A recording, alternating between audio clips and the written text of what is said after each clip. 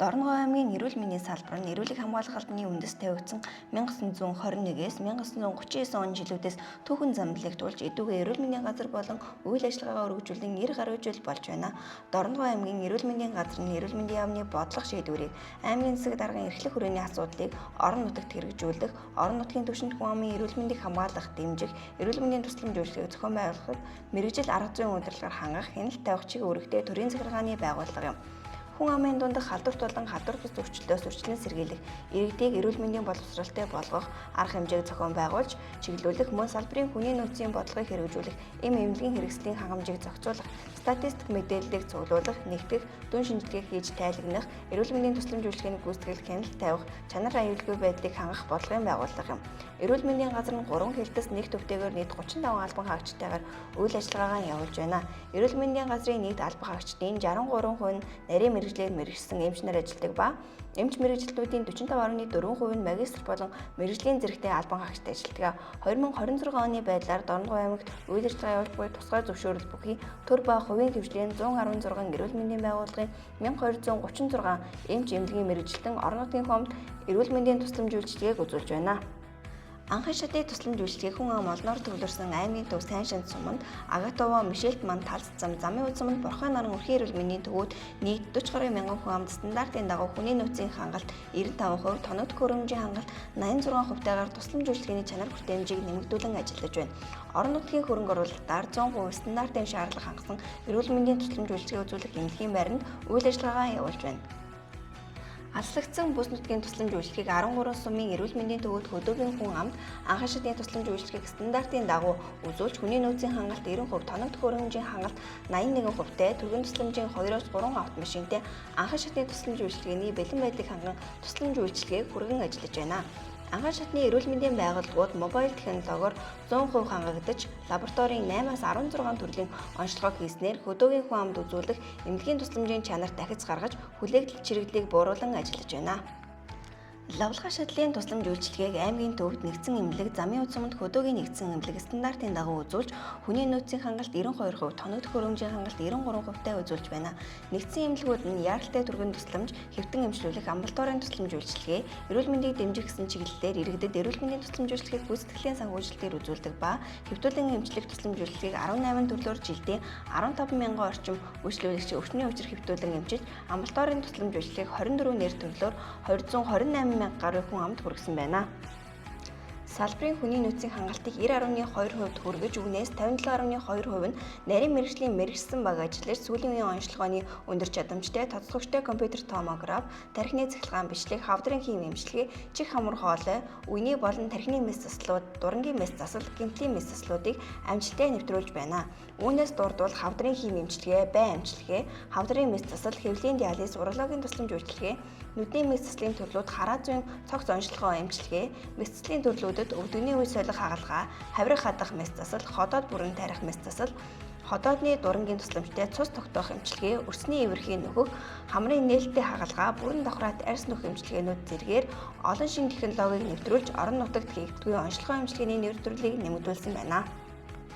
Төрөх эмэгтэйчүүдийн тусламжинд жилд дунджаар 1000 орчим эмэгтэй төрдөг ба үүнээс 16% орчим нь кесар хагалгаар төрж, жилд дунджаар 120-аас 130 орчим эмэгтэйчүүд мэс заслын хагалгаа хийдэг ба үүнд умайн хүзүү хэлбэржүүлэх зүсэг хагалгаа, давсаг шулуун-гэд цойх, хэрзэн сэргээх, бүтрээ шулуун-гэдний цоргоны цоргой нөхөх, ховор тохиолдлын хагалгааг амжилттай хийсэн байна. Хүүхэд нэрийн тусламж үйлчилгээнд дутуу нэрийн 3 төрлийн скрининг, сурфактант эмчилгээ, түнхний ээхөө онцлогоог нэвтрүүлсэн ба нэгдсэн эмнэлгүүдэд бөөр орлуулах гемодиализ эмчилгээг аймгийн нэгдсэн эмнэлэгт 2016 оноос, замын үеийн нэгдсэн эмнэлэгт 2021 оноос нэвтрүүлж, одоогоор нийтдээ 9 аппараттайгаар орон нутагтаа бөөр орлуулах эмчилгээг бүрэн үзүүлж байна.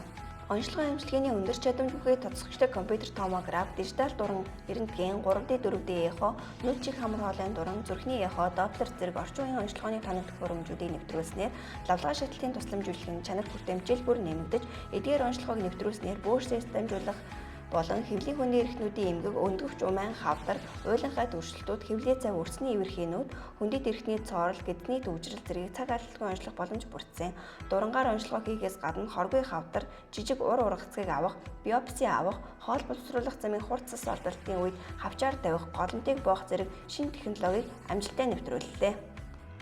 Лабораторийн тасаг нь 24 цагаар ажиллаж, орчин үеийн дэвшилтэт технологи бүхий өндөр чадамжтай лабораторийн тоног төхөөрөмжөөр клиникийн судлал, серолог, иммунолог, сүрье, иммуногемотолог, вирус судлал, эмгэх судлалын нийт 50 орны нэр төрлийн шинжилгээг хийж байна. 2023-оос 2024 онуудад нэгдсэн эмнэлгийн амлалтаар 2 салбарыг сайн шин сумын төмөр замын хэсэгт нээж ачаалал ихтэй, шүд, чих хамар хоолой, мэдрэл, хүүхдийн кабинетуудыг ажиллуулснаар хүлээгдэл чирэглэлийг 30%-аар бууруулсан байна. Замын үнд нэгдсэн эмнэлэгт эрүүл мэндийг дэмжих төв байгуулагдаж, мөн молекул биолог, эмгэг судлалын төв шинээр байгуулагдсан ба хавдар, месцас, их барих эмэгтэйчүүд зэрэг мэргэжлийн багуудыг урьж орон нутагт хийгдэх хаалгаа үслэг эмчилгээ хийх зэргээр эмч мэргэжилтнүүдийн ажлын байранд сургамж чадахжуулж, иргэдэд хүрэх тусламжийн нэр төрлийг нэмэгдүүлж, иргэдийн дээд шалт явах урсгалыг бууруулсан байна. Дорнов аймгийн хэмжээнд уламжлалт тангаа ухаан халзан ууд аршаан сувлын тусламж үйлчлэг хамтхан үзүүлдэг уламжлалт тангаа ухаан аршаан сувлын төв нь 2025 оноос уламжлалт тангаа ухааны нэгдсэн эмнэлэг нэршилтэй болж орон нутгийн хүн амд 21 төрлийн эмчилгээ суулгааг үзүүл жил бүр эмчилгээний төрлөө нэмэгдүүлэн ажиллаж байна.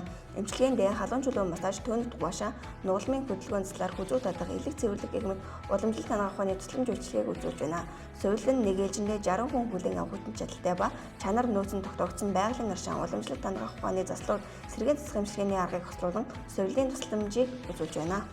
Төрх хувийн хэвшлийн түншлэлийн хүрээнд орон нутагт хувийн хэвшлийн нийт 90 сургуулийн эрүүл мэндийн байгууллагаас ортой эмнэлэг 4, клиникийн эмнэлэг 30, сувлал 3, сэргийн ангийн эмнэлэг 3, халдваргүй итгэлийн 4 байгууллага, эм хангаан нийлүүлэх 4 байгууллага, 48 эмийн сан үйл ажиллагаагаа явуулж байна. Хувийн эмнэлгүүдийн холбоо, эм холбоо, өрхийн эрүүл мэндийн холбоо зэрэг төрийн бус байгууллагуудтай хамтын ажиллагааг үргэлжлүүлэн ажиллаж байна. Хувийн хэвшлийн эрүүл мэндийн байгууллагууд орчин үеийн дэвшилтэт технологийн өндөр хүчин чадалтай дотор зүрх судас, мэдрэл, сэтгэц, уламжлалт, их барих эмэгтэйчүүд, хүүхэд, нүд, шүд, лабораторийн төрөлсөн нарийн мэргэжлийн эмнэлгүүд үе таалгын шинээр нээж, төрийн эрүүл мэндийн байгууллагууд хийгддэг онцлогоо эмчилгээ хийж, иргэдэд хүргэх тусламж үйлчилгээний хүртээмжийг нэмэгдүүлсэн байна.